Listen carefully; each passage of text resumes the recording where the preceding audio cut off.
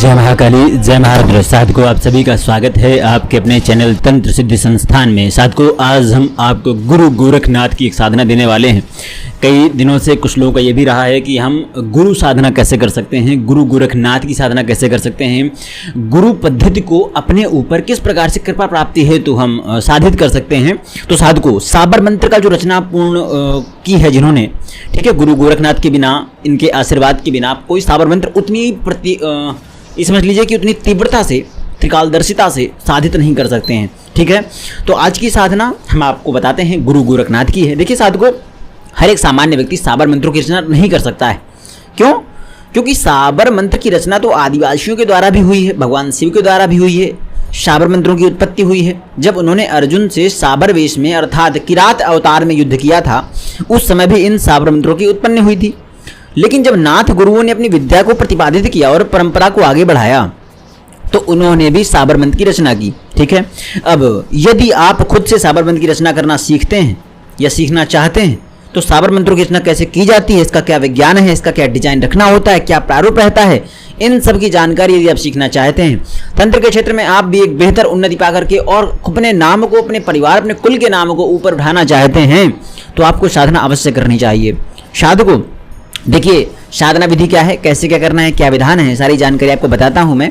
एक और चीज़ मैं बताऊं आपको, गुरु गोरखनाथ की कृपा अगर आपको प्राप्त हो जाए, आपको मंत्र रचना का संपूर्ण ज्ञान वो कराते रहेंगे और मन में ही साबर मंत्र की लय आपको उत्पन्न होना शुरू हो जाएगी। आप जो भी मानसिक रूप से जब भी उनसे प्रश्न कुछ पूछेंगे, किसी देवता का नाम लेकर पूछेंगे तो आपको क्या मंत्र रचना चाहिए उसकी लय आपके मन में प्रकट होना शुरू हो जाएगी। ऐसी अद्भुत साधना है ये। साधना विधि विधान में आपको बताऊं, माला यहाँ पर लगेगी रुद्राक्ष की, जो कि पूर्ण रूप से चैतन्य हो, गोरखनाथ और गुरु मंत्रों से प्राण प्रतिष्ठित, संस्कारित हो। माला फिरना है, 15 माला जाप करना है। 50 दिवस तक की साधना है। उत्तर मुख होकर बैठा जाएगा। रात्रि 10 बजे के बाद 10:15 एग्जैक्ट टाइम है, क्योंकि यहाँ पर शुक्र का समावेश भी हो जाएगा और केतु का समावेश भी हो जाएगा। ठीक है, आसन भगवा या लाल वस्त्र धारण करिएगा। आसन आपका भी वही होगा और पहनना भी आपको वही है। दीपक सरसों के तेल का जलेगा। ठीक है, ब्रह्मचर्य बहुत आवश्यक है, पूर्ण ब्रह्मचर्य, कठोर ब्रह्मचर्य, भोजन पूर्ण सात्विक। आपको यहाँ पर लहसुन प्याज भी छोड़ना है। साधना स्थल एकांत कमरा, नहा धोकर करना है। विवाहित भी कर सकते हैं, स्त्री पुरुष में से कोई भी कर सकता है। नैवेद्य खीर, पान सुपारी, लौंग इलायची, लड्डू, गुड़ चना, बेलपत्र, पानी का लोटा। पानी का लोटा रखिए, बाकी उनमें से आप 1-2 चीज़ें रख देंगे। देखिए, पान सुपारी रखना पड़ेगा, लौंग इलायची भी रखनी पड़ेगी, लड्डू भी। थोड़ी सी खीर बना लीजिए, खुद से बनाएंगे तो बहुत उत्तम रहेगा। नहीं बनाते हैं, किसी और से बनवा लेते हैं, कहीं से मंगा लेते हैं तो भी उत्तम है, पर ध्यान रखिएगा कि सात्विक हो, ज़्यादा अशुद्धियाँ ना हो, ज़्यादा नहीं, एक भी अशुद्धि ना हो। ठीक है, मुहूर्त शुक्ल पक्ष का मंगलवार से शुरू करनी है साधना को। आपको क्या क्रियाकलाप रहेगा, कैसे करना है, देखिए साधकों साधिकाओं, जिस दिन से साधना आरंभ करें उस दिन व्रत रखना है। पूरे दिन खाली पेट रहना है। फल और जल का भी बहुत आवश्यकता पड़े तभी सेवन करें, नहीं तो निर्जला व्रत रखने का भी विधान है। ठीक है, और साधकों पूरे दिन सात्विक रहने का प्रयास करना है। किसी भी जीव को अपने आपके द्वारा कष्ट न पहुंचे, लड़ाई झगड़ा मारपीट गाली गलौज, अश्लील दृश्य से बचना है, अश्लील वाणी से बचना है, अश्लील लोगों से बचना है। और ये पूरा नियम आपको 50 दिन तक करना है। लहसुन प्याज, अंडा, मांस, शराब, सिगरेट, मैथुन सब चीज़ वर्जित रहेगी। आपकी साधना भी गुप्त रूप से आपको करनी है। इसके अनुभव भी गुप्त रूप से आपको अपने पास रखने हैं। किसी को भी बताना नहीं है, गुरु को भी नहीं बताना है, जब तक ये पूर्ण 50 दिन ना हो जाए। और प्रयास ये करना है कि किसी भी जोगी, जंगम, संत, साधु को जिस दिन साधना शुरू करोगे उस दिन आपको एक वक्त का खाना खिलाना है, कुछ धनराशि दक्षिणा स्वरूप देना है, उनके चरण पकड़कर आशीर्वाद लेना है और साथ में पशु समाज की भी सेवा करनी, जैसे कुत्ते को रोटी देना, दूध देना, गाय को रोटी खिलाना, हरा चारा खिलाना। इस तरह से आपको पूरा दिन पॉजिटिविटी के साथ में, पॉजिटिव माइंड सेट के साथ में रहना है और दिशा निर्देशों का पालन करना है। साधना रात्रि को शुरू करनी है। साधना जब आप शुरू करेंगे साधकों, जब आप आसन पर बैठते हो तभी सभी सामग्री के साथ आपकी पूरी व्यवस्थाएं पहले से ही रखी हों। ठीक है, तब आप इस बात का ध्यान रखें कि साधना शुरू करने से पहले आपको गुरु को प्रणाम करना है, उनसे आज्ञा आशीर्वाद लेना है, मानसिक रूप से उनका स्मरण करना है। और यदि आपके पास गुरु मंत्र है तो गुरु मंत्र का एक माला गुरु माला से ही मंत्र जाप करना है। इसके पश्चात हम साधना शुरू करने से पहले आपके अगर कोई गुरु नहीं है तो आप ओम नमः शिवाय का भी एक माला मंत्र जाप कर सकते हैं। ठीक है, उसके बाद प्रथम पूज्य गणपति जी का आवाहन करना है। मानसिक रूप से स्मरण करके आज्ञा और आशीर्वाद लेना है।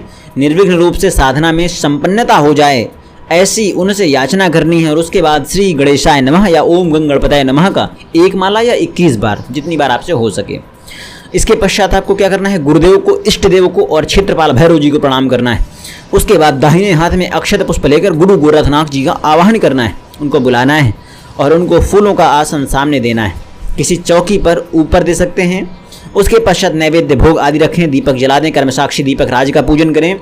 उसके पश्चात बाईं तरफ धूप बत्ती अगरबत्ती जला दें, जो भी हो। उसके पश्चात हाथ में पुनः जल लेकर 50 दिन साधना करने का संकल्प लेना है और प्रतिदिन 15 माला जाप करूंगा, यह भी संकल्प लेना है। इसके पश्चात जल को भूमि पर छोड़ देना है। सारी विधि बहुत सरलता से करनी है, कोई जटिल विधान नहीं है, कोई पंचोपचार पूजन की प्रक्रिया भी यहाँ नहीं है, ठीक है, ना ही आपको इस्तेमाल करनी है। जब इतना कार्य कर लें तो उसके बाद आपको अनुलोम विलोम 5 बार करना चाहिए। उसके बाद गुरु गोरखनाथ जी का समाधि में स्थित स्वरूप का आपको अपने आज्ञा चक्र पर ध्यान करके स्थिर भाव के साथ एकाग्रचित होकर उनके मूल मंत्र का मानसिक रूप से जाप करना है। ध्यान रहे, जिह्वा भी हिलनी तक नहीं चाहिए। जो जब चलेगा मन में चलेगा, मानसिक रूप से चलेगा, जिसे मानसिक जब बोलते हैं। और यह जाप 15 माला करना है। रीढ़ की हड्डी बिल्कुल सीधी होनी चाहिए। ध्यान बिल्कुल परफेक्ट करेक्ट रूप से गुरु गोरखनाथ जी के ऊपर टिका होना चाहिए। साधको आज्ञा चक्र के ऊपर आपका ध्यान टिका होना चाहिए और उनके स्वरूप का ध्यान आपको बनाए रखना है।